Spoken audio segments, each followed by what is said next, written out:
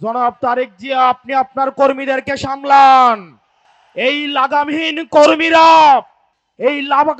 কর্মীদের কারণে আপনার অধপতন আসন্ন। এখানে প্রশাসনের ভাইয়েরা উপস্থিত আছেন, পুলিশের ভাইয়েরা আপনারা উপস্থিত আছেন। আপনাদের দায়বদ্ধতা জনগণের কাছে, আপনাদের দায়বদ্ধতা গুলশানের কাছে নয়, আপনাদের দায়বদ্ধতা ধানমন্ডির কাছে নয়। আজকে যখন আমরা এই জায়গায় এসে দাঁড়িয়েছি, সহস্রাধিক শহীদের রক্তে ভেজা গালিচা মারিয়ে তিনি লন্ডন টু ঢাকার ব্যাক ফ্লাইট ধরলেন। সহস্রাধিক শহীদের রক্ত দিয়ে বেগম খালেদা জিয়াকে জেল থেকে বের করে নিয়ে আসা হলো। আজকে আমরা দেখতে পাচ্ছি এই শহীদের মাকে নিয়ে সম্ভ্রমহানি করা হচ্ছে। জনাব তারেক জিয়া, আপনি আপনার কর্মীদেরকে সামলান। এই লাগামহীন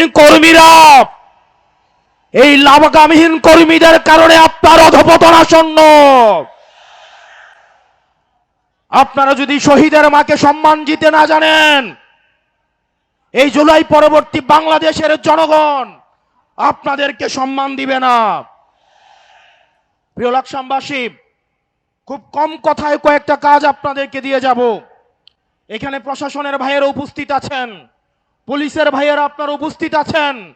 আপনাদের দায়বদ্ধতা জনগণের কাছে, আপনাদের দায়বদ্ধতা গুলশানের কাছে নয়, আপনাদের দায়বদ্ধতা ধানমন্ডির কাছে নয়।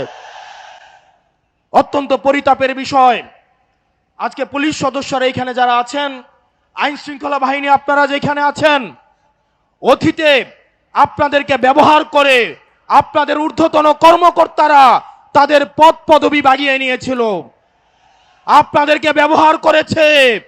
আল্লাহর দোহাই লাগে, উপরে আল্লাহ নিচে জমিন, নিজেকে আর ব্যবহৃত দিয়েন না। আপনারা ন্যায়ের পক্ষে থাকেন, ইনসাফের পক্ষে থাকেন। কোন রাজনৈতিক দল নয়, বাংলাদেশের জনগণ আপনাদের পক্ষে থাকবে। 12 তারিখ নির্বাচনে প্রশাসনের ভাইয়েরা আপনাদের কাছে উদাত্ত আহ্বান জানাবো, আপনাদের কোন দলের গোলামি করার দরকার নাই। প্রশাসনের ভাইয়েরা, আপনারা জামাতে ইসলামেরও নন, আপনারা বিএনপিরও নন, আপনারা এনসিপিরও নন। আপনাদের জবাবদিহিতা বাংলাদেশের জনগণের কাছে। আজকে যদি আপনারা ভোট চুরি করে, লাইলাতুল ইলেকশন করে, রাতের ভোট দিনের ভোট রাতে করে, জনগণের ভোট চুরি করে আপনারা নির্দিষ্ট কোন দলকে ক্ষমতায় নিয়ে যান, আপনাদের সন্তানদের কাছে আপনারা দায়বদ্ধ থাকবেন।